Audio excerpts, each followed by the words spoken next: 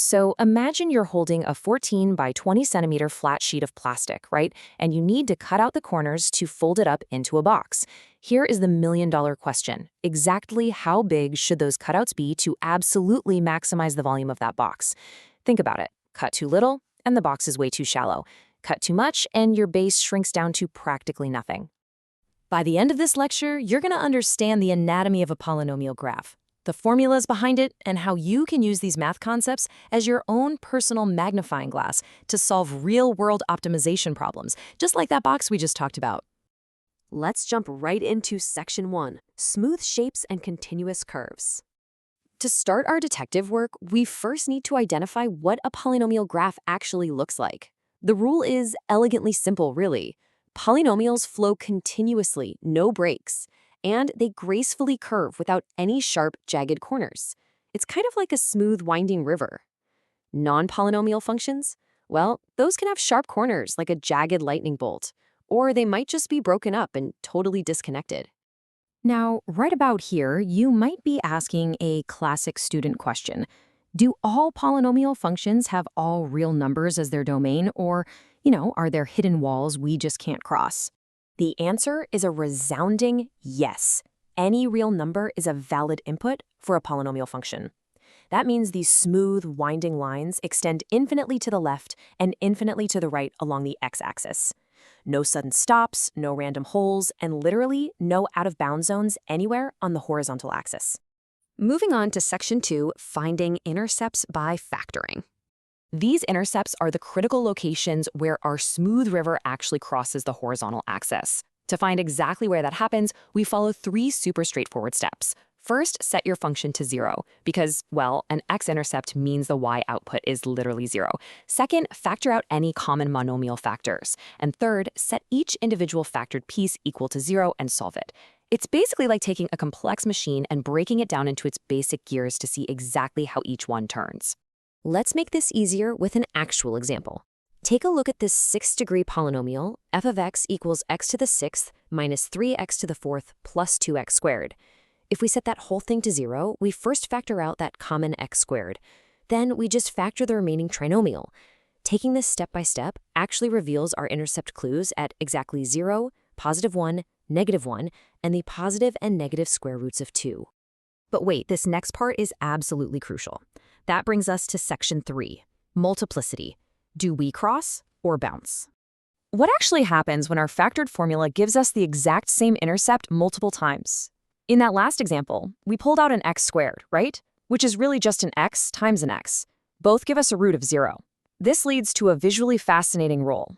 Think of an odd multiplicity, like a factor repeating once or 3 times, as walking straight through an open door. The graph simply crosses the x-axis and just keeps going. But an even multiplicity, where a factor repeats 2 or 4 times, that's like bouncing right off a solid brick wall. The line touches the intercept and physically turns back in the exact direction it came from. So, the takeaway here is the formal definition. Multiplicity is literally just the number of times a given factor appears in the factored form of the equation. And keep this in the back of your mind. The higher the power of that multiplicity, the flatter the graph will look right as it approaches and leaves that intercept.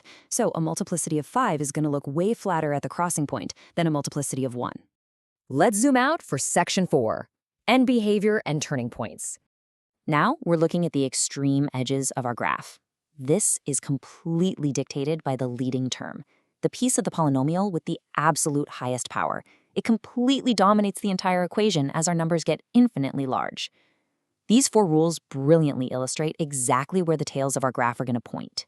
Check it out. If the highest degree is even and positive, both ends reach up to the sky. If it's even but negative, both ends fall straight to the floor. If it's an odd degree and positive, it falls to the left and rises to the right. And if it's odd but negative, it rises left and falls right. Okay, I have a quick retention question for you before we put this all together. We know the ends, and we know the intercepts.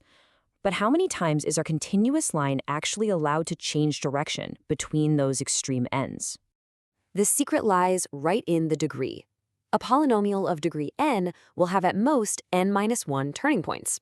So a 4th-degree polynomial, it can turn at most 3 times. This acts as a strict, hard boundary for exactly how wavy our graph is allowed to be. Let's move to Section 5, the Intermediate Value Theorem. Let's make finding those intercepts even easier with a truly incredible mathematical tool. It sounds a little complex, but the logic is beautifully simple. Take a close look at this data table. We don't have the whole graph here, just a few coordinates. Notice the x values of 3 and 4. At an x value of 3, our output is -3, but at an x value of 4, our output jumps to +2. Remember earlier when we established that our graph is a smooth, continuous line with no breaks? Because of that, if we have a point below the axis at -3 and a point above it at +2, the line absolutely must cross 0 in between. It's literally like driving from New York to Florida. You physically have to cross state lines to get there. You can't just teleport, right? When it changes from negative to positive, it has to cross the x-axis.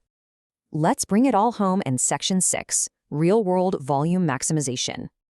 Now, let's connect all these clues back to real life.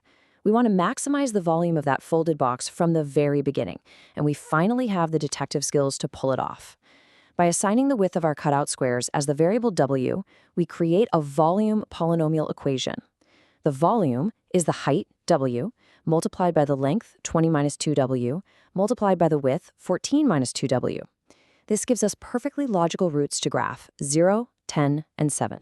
But here's a crucial question, and honestly a really common mistake students make when looking for a maximum. Do all polynomial functions have a highest or lowest point overall, like a true global maximum or minimum? The answer is no. Only polynomial functions of even degree have a global maximum or minimum. An odd-degree polynomial, exactly like our volume equation right here, goes off to infinity in completely opposite directions. But here's the catch. Because our physical box restricts our domain, we literally can't cut off more than 7 centimeters from a 14-centimeter side, we can just zoom in on the graph to find the local maximum turning point right between 0 and 7.